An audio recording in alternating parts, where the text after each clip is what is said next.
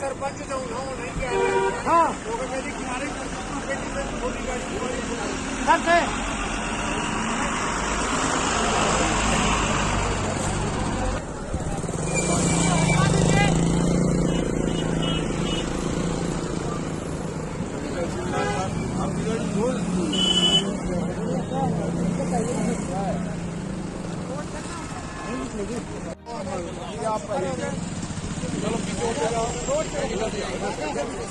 एक सेकंड सबको मिलेगा ना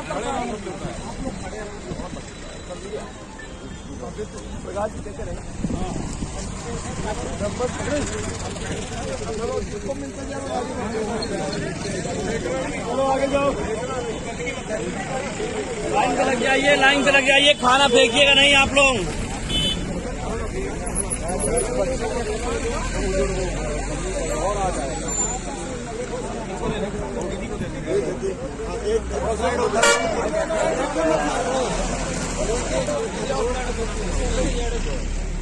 रोड पे किनारे रहो, रोड पे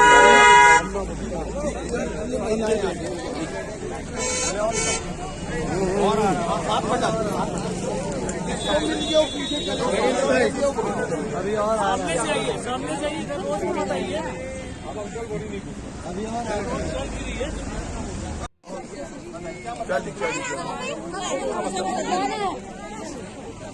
चलो ठीक है। अभी और आ रहा जिसको नहीं मिला आ रहा भाई और आ रहा है, और आ रहा है। हर काम कर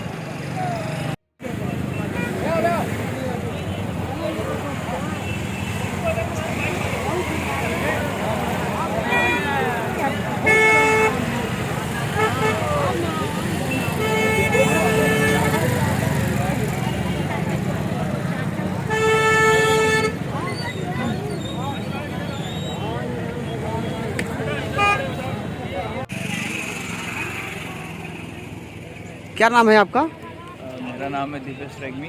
कहाँ से हैं आप? हम पुणे से आए हैं। यहाँ भी चाक घाट बॉर्डर पर आप कितने घंटों से इंतजार कर रहे हैं? अभी टाइम कितना हुआ? अभी लगभग 9:30 से ऊपर हो चुके हैं। हाँ 3-4 घंटे हो गए। 3-4 घंटे हो गए। अभी क्या उम्मीद लग रही है? उम्मीद है खुल जाएगी शॉर्ट टाइम में, 1-2 बजे तक तो खुल जानी चाहिए। आप जैसे कि चाक घाट बॉर्डर में अभी 3 घंटे से है और रीवा में कब प्रवेश किए थे? एक्यूरेट तो याद नहीं है बट शायद 3-4 बजे। 3-4 बजे आपने रीवा में प्रवेश किया था और अभी आप 9:30 बज गए हैं और प्रयागराज बॉर्डर में मौजूद हैं आप यहाँ। ये कल महाकुंभ में भीड़ आते हुए देखने के बाद जो है उत्तर प्रदेश में वाहन अत्यधिक हो जाने से मध्य प्रदेश के बॉर्डर पर भी जाम की स्थिति निर्मित हुई थी। वाहनों का आवागमन रोक दिया गया था ताकि कोई ऐसी स्थिति जो न उत्पन्न हो जो अनियंत्रण में हो। लगभग कल सुबह से शाम तक जाम की स्थिति बनी हुई थी। हमारे DIG sir, commissioner sir, collector ma'am, SP sir सभी लोग मौके पर उपस्थित थे और वरिष्ठ अधिकारियों के निर्देश पर हमने पूरा वाहन का आवागमन शुरू करवाया शाम को। जो बीच बीच में जो है जैसे ही पार्किंग की वहाँ पर जगह खाली होती थी, हम लगातार यूपी पुलिस के कोऑर्डिनेशन में थे ताकि लोगों को कोई भी असुविधा ना हो। इसके लिए जो है जिला प्रशासन की ओर से उनके खाने की और उनके ठहरने की, पानी पीने की, स्थानीय प्रशासन और स्थानीय जनप्रतिनिधियों के द्वारा भी एक अच्छा मुहिम चलाई गई। स्थानीय लोगों के माध्यम से भी काफ़ी जो है चीज़ें की गई जिससे लोगों को परेशानी ना हो। धीरे धीरे रात तक में स्थितियां सामान्य हुई। हम यूपी पुलिस के कोऑर्डिनेशन के साथ साथ वहां पर गए, मौके पर देखा कि कहां तक का जाम है और स्थितियां ये थी कि हम यहां से गाड़ियों को नियंत्रित रूप से एक एक करके छोड़ते जा रहे थे और रात में स्थिति सामान्य हो गई थी।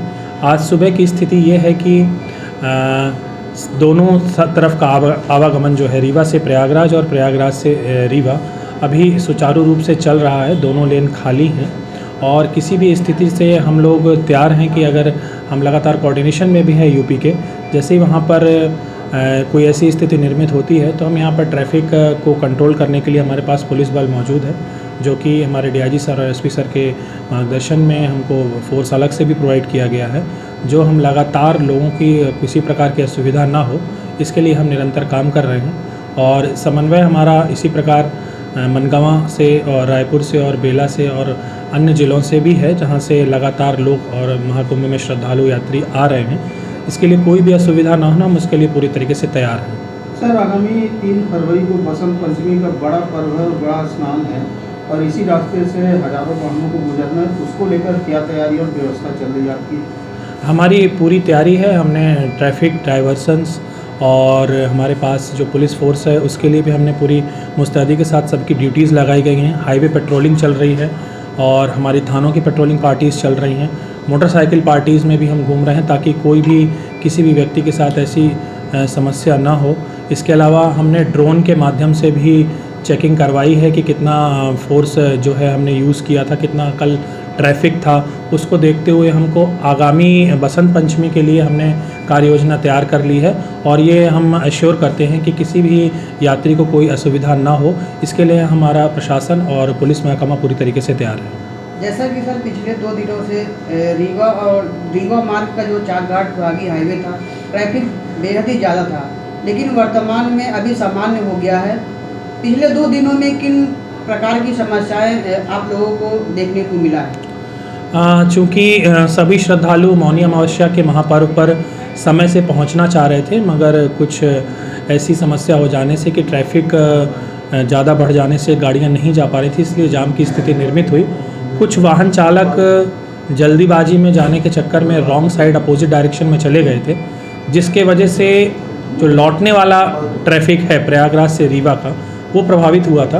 तो हम आपके मीडिया के माध्यम से ये अपील करते हैं कि आप लोग जो है ट्रैफिक के नियमों का पालन करें और रॉन्ग साइड अपोजिट डायरेक्शंस में गाड़ी ना डालें। इससे आपको तो असुविधा होती ही है, मगर और जो दूसरे यात्री हैं उनको भी असुविधा होती है। हमको इन प्रकार के जो है चैलेंजेस से गुजरना पड़ा और हमने लोगों को समझाइश दी और ट्रैफिक डाइवर्ट करके हमने ट्रैफिक दूसरे साइड का क्लियर कराया। इसके अलावा जो अन्य बाहर से कर्नाटका, महाराष्ट्र, गुजरात, उड़ीसा, अन्य जगहों से लोग आ रहे थे, उनमें कई प्रकार के लोग थे, कई बुजुर्ग थे, कई बच्चे थे। हमने पुलिस और प्रशासन की हमारी टीमें लगातार उन तक पहुंचकर उनको कोई असुविधा तो नहीं है, किसी के प्रकार की कोई चिकित्सीय इमरजेंसी तो नहीं है, हमने लोगों से बातचीत की और जो भी समस्याएं थी उनको हल करने का पूरा प्रयास किया। नमस्कार, मैं डॉक्टर अखिलेश पटेल, संचालक नेशनल हॉस्पिटल रीवा से। आज आप लोगों के माध्यम से कैंसर के लक्षण को कैसे पहचाने इस विषय में एक छोटी सी जानकारी देना चाहूँगा। बात करें कि विंध्य क्षेत्र में पुरुषों में सबसे ज़्यादा कैंसर मुख का कैंसर होता है। मुख के कैंसर को कैसे पहचाने? कभी भी मुंह में या जबान में कोई भी छाले जो हफ्ते 10 दिन से ज़्यादा समय तक हैं, दवाओं से ठीक नहीं हो रहे हैं, तो अपने नज़दीकी चिकित्सक को ज़रूर दिखाएं। हो सकता है वो बड़ी गठान हो। लक्षण जो है शुरुआत में ही पहचान में आ जाते हैं तो उसका संपूर्ण इलाज हो सकता है। दूसरी बात करें महिलाओं में, तो महिलाओं में विंध्य क्षेत्र में बच्चेदानी का कैंसर और ब्रेस्ट छाती की गठान का कैंसर सामान्यतः पाया जाता है।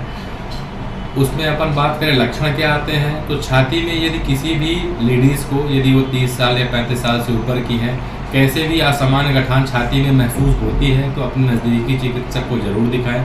वो सामान्य या असामान्य या कैंसर जैसे भी बीमारी हो सकती है। और महिलाओं की दूसरी जो सबसे बड़ी बीमारी है वो होती है बच्चेदानी का कैंसर। बच्चेदानी का कैंसर अमूमन 40 वर्ष के ऊपर की ही महिलाओं में पाया जाता है। उसमें असामयिक तरीके से रक्त का स्राव या मावात का जाना, ये उसका प्रमुख लक्षण रहता है। तो यदि किसी भी महिला को असामान्य रक्तस्राव और मावात जाने की शिकायत लगातार बनी हुई है तो अपने नज़दीकी चिकित्सक को जरूर दिखाएं। ये हो सकता है कि बड़ी बीमारी हो। समय रहते यदि इसका पता लगा लिया गया तो इसका इलाज पूरी तरीके से उपलब्ध है। और ये इलाज हम नेशनल अस्पताल रीवा में आयुष्मान, ESIC एवं विभिन्न सरकारी योजनाओं के द्वारा निःशुल्क उपलब्ध कराने के लिए संकल्पित है। नमस्कार।